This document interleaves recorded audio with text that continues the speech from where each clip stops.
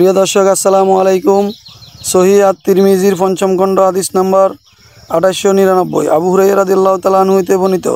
তিনি বলেন, রাসূল সাল্লাল্লাহু আলাইহি সাল্লাম বলেছেন, সূরা কুল হুয়াল্লাহু আহাদ কোরআনের 1/3 সমান। সহিহ ইবনে মাজাহ হাদিসটি 3783 এবং সহিহ মুসলিম এবং সহিহ বুখারীতে রয়েছে। আবু ঈসা হাদিসটিকে হাসান সহিহ বলেছেন। প্রিয় দর্শক, আসসালামু আলাইকুম। সহিহ আত-তিরমিজির পঞ্চম খণ্ড হাদিস নাম্বার 2897 বাংলা অনুবাদ। আবু হুরায়রা রাদিয়াল্লাহু তাআলা আনহু হতে বর্ণিত। তিনি বলেন, একদা আমি রাসূল সাল্লাল্লাহু আলাইহি সাল্লামের সাথে আসছিলাম। তখন তিনি এক ব্যক্তিকে কুল হুয়াল্লাহু আহাদ আল্লাহু সামাদ পাঠ করতে শুনলেন। রাসূল সাল্লাল্লাহু আলাইহি সাল্লাম বললেন, ওয়াজিব অবধারিত হয়ে গেছে। আমি প্রশ্ন করলাম, কি ওয়াজিব হয়ে গেছে? তিনি বললেন, জান্নাত। হাদিসটি সহিহ আত-তালিক কিতাবে 2য় খণ্ডে 224 নম্বর হাদিসটি রয়েছে। হাদিসটি হাসান। প্রিয় দর্শক, আসসালামু আলাইকুম। সহিহ আত-তিরমিজির পঞ্চম খণ্ড হাদিস নাম্বার 2896 বাংলা অনুবাদ। আবু আইয়ুব রাদিয়াল্লাহু তাআলা আনহু হতে বর্ণিত। তিনি বলেন, রাসূল সাল্লাল্লাহু আলাইহি সাল্লাম বলেছেন, তোমাদের কোনো ব্যক্তি কি এক রাতে 1/3 কোরআন তেলাওয়াত করতে অপারগ? যেই লোক আল্লাহর ওয়াহিদুস সামাদ সূরা ইখলাস পাঠ করলো, সেই কোরআনের 1/3 পাঠ করলো। হাদিসটি সহিহ তারিকুর রাগিব কিতাবে 2য় খণ্ডে 255, মুসলিমে হাদিসটি রয়েছে এবং আবু দারদা হইতে। প্রিয় দর্শক, আসসালামু আলাইকুম। সহিহ আত-তিরমিজির পঞ্চম খণ্ড হাদিস নাম্বার 2894 বাংলা অনুবাদ। ইবনে আব্বাস রাদিয়াল্লাহু তাআলা আনহু হইতে বর্ণিত আছে, তিনি বলেন, রাসূল সাল্লাল্লাহু আলাইহি সাল্লাম বলেছেন, সূরা ইজা জুলজিলাতিল আরদু কোরআনের অর্ধেক সমান, কুল হুয়াল্লাহু আহাদ 1/3 সমান এবং কুলিয়া আইয়ুহাল কাফিরুন 1/4 সমান। ইজা জুলজিলাতুল এর ফজিলত সহিহ।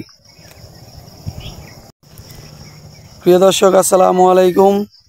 সহিহ আত-তিরমিজির পঞ্চম খণ্ড হাদিস নাম্বার 2893 আনাস ইবনে মালিক রাদিয়াল্লাহু তাআলা আনহু হতে বর্ণিত আছে যে, তিনি বলেন, রাসূল সাল্লাল্লাহু আলাইহি সাল্লাম বলেছেন, যে ব্যক্তি সূরা জুলজিলাত পাঠ করবে তাকে অর্ধেক কোরআনের সমান, এবং যে ব্যক্তি কুলিয়া আইয়ুহাল কাফিরুন পাঠ করবে তাকে কোরআনের 1/4 সমান, এবং যে ব্যক্তি সূরা কুল হুয়াল্লাহু আহাদ অর্থাৎ সূরা ইখলাস পাঠ করবে তাকে কোরআনের 1/3 সমান সওয়াব দেওয়া হইবে।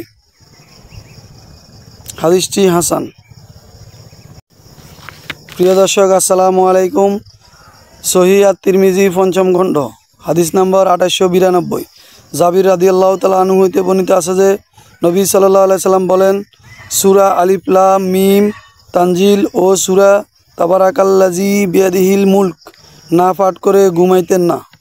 হাদিসটি সহিহ সহিহ কিতাবে 585 আর রাওজন কিতাবে 227, মিশকাতে হাদিসটি 2155-তে রয়েছে। প্রিয় দর্শক, আসসালামু আলাইকুম।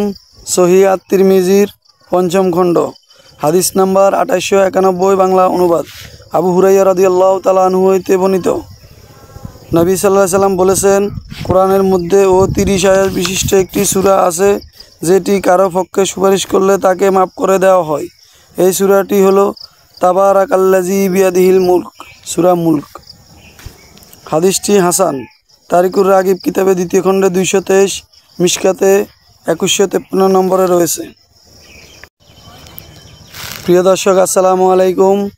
সহিহ আত-তিরমিজির পঞ্চম খণ্ড হাদিস নাম্বার 2890 বাংলা অনুবাদ। ইবনে আব্বাস রাদিয়াল্লাহু তাআলা আনহু হতে বর্ণিত, তিনি বলেন, কোনো এক ও সময় রাসূল সাল্লাল্লাহু আলাইহি সাল্লামের এক সাহাবীর নিকট কবরের উপর একটি তাঁবু খাটান।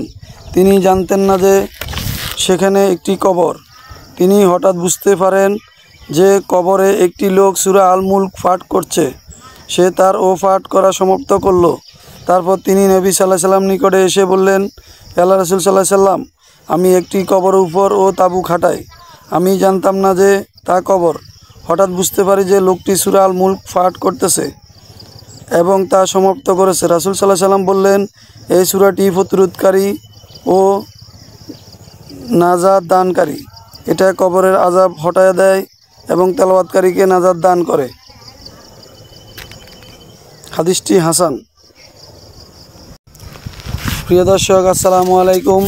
সহিহ আত-তিরমিজির পঞ্চম খণ্ড হাদিস নাম্বার 2886 বাংলা অনুবাদ। আবু দারদা রাদিয়াল্লাহু তাআলা আনহু হতে বর্ণিত আছে যে নবী সাল্লাল্লাহু আলাইহি সাল্লাম বলেছেন, যে ব্যক্তি সূরা আল কাহফের প্রথম 3টি আয়াত পাঠ করবে তাকে দজ্জালের ফিতনা হইতে বিপদমুক্ত রাখা হইবে। মান হাফিজা আশারা আয়াতিন, যে ব্যক্তি 10টি আয়াত মুখস্থ করবে। এই শব্দের ও হাদিসটি সহিহাতে হাদিসটি 582, আর এখানে বর্ণিত মান কারাইয়া সালাসা আয়াতিন শব্দে হাদিসটি শাজ।